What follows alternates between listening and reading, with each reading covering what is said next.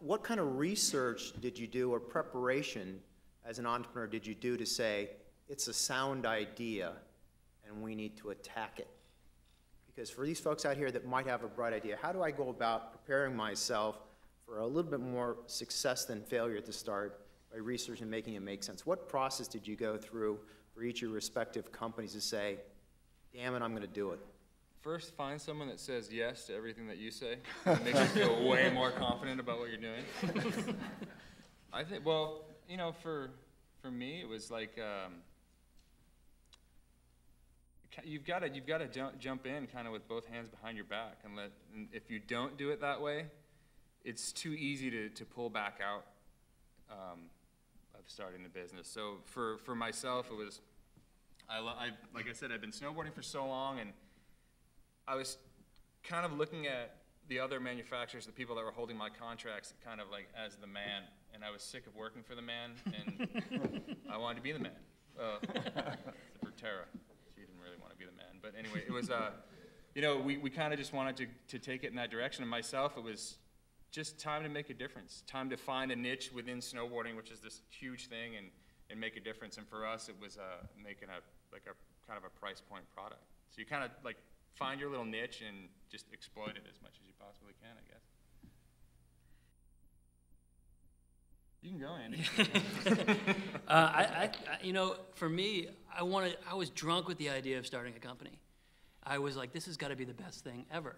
It's, you know, it's the American dream. And I don't know anything about it. So I did what students in the audience are doing, studying it. I just studied what's the process of starting a business, and I was really concerned that my drive to start a business would have me start something like cannedham.com, or, you know, something where it's, well, at least I'm president of cannedham.com. And so it was what was the right opportunity, and kind of come up with a framework ahead of time. It's like, well, what am I good at? You know, what does the market need, and all these overlapping things before I started thinking about ideas. And then the other thing that I'm surprised none of us mentioned in the first question, but in my case certainly is true, is just a lot of dumb luck. There's a lot of luck that went on in my path where I was interested in starting a business, and then a friend came to me and said, hey, psst, what do you think about watches? You know, it was just an idea that he had, and he was looking for a business person to partner up with him.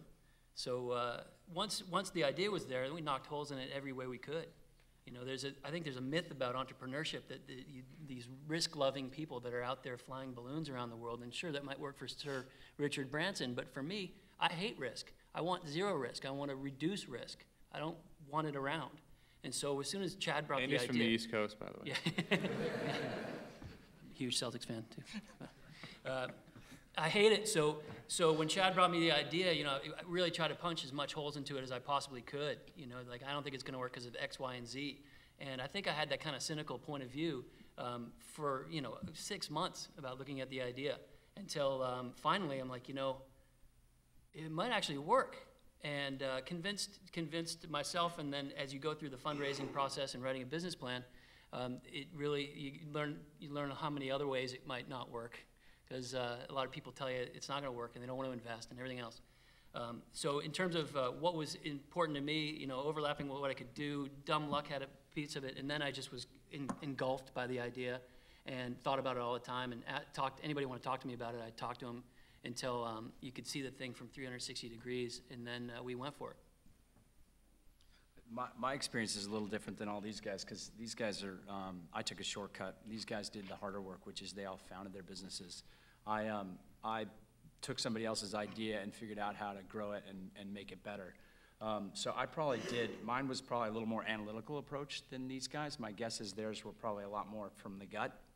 In fact, funny story, I met Andy his second year, right as he was graduating from business school, on a mountain biking trip, and he, you know, we kind of both have been in the same industry, so he's telling me about his background at Burton. He's making watches, and I'm sitting there thinking, that's a terrible idea. And then, you know, 2 years later, I asked my buddy, you know, remember your buddy Andy, what was the name of his company that he was starting? And then he told me it was Nixon. I said, I guess I was awfully wrong. But you know, these guys, you know, they definitely built things from the gut. I think from a buying and building standpoint, I think you have to be a lot more analytical, because you're jumping in, you have to have a pretty well-researched business plan to understand what the real opportunity is. Because in my case, I was buying an idea and raising money at the same time, so I had to be able to convince investors that this idea that was pretty little at the time had a huge reward at the end if a plan was executed well. And for me, I had to put those numbers together and build that plan in a very strategic way, whereas I think, I'm guessing as a founder of a business, you're really selling an idea originally more than a very specific business plan. So I think I have a little bit different perspective than these guys. And just looking, or thinking back at all three cases, that's the first time I thought of research or anything. You just mentioned it. So we did nothing as far as market research with Life's a Beach and Prana or Spy. It was more about an idea that we loved and an idea of connecting with like-minded people and starting in a small, starting little bushfires, you know, trying to become a big fish in a small pond and get people excited about your products, your ideas, and entering the markets at the nucleus of the market. You know, instead of trying to penetrate a market, we went right into the center of the market with the influencers and like, for instance, with Spy, you know, we started, got money together from like Jeremy McGrath, Ricky Johnson, Robbie Gordon, a bunch of racing guys. So it was motorsports based at the beginning, but we kind of brought guys on as partners of our company that were kind of the guys that really were defining those markets.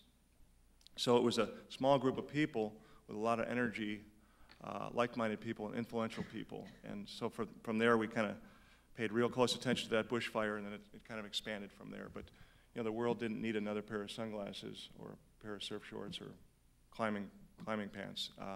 So there wasn't need out there. It was just kind of about doing something we loved with people that were into the same thing.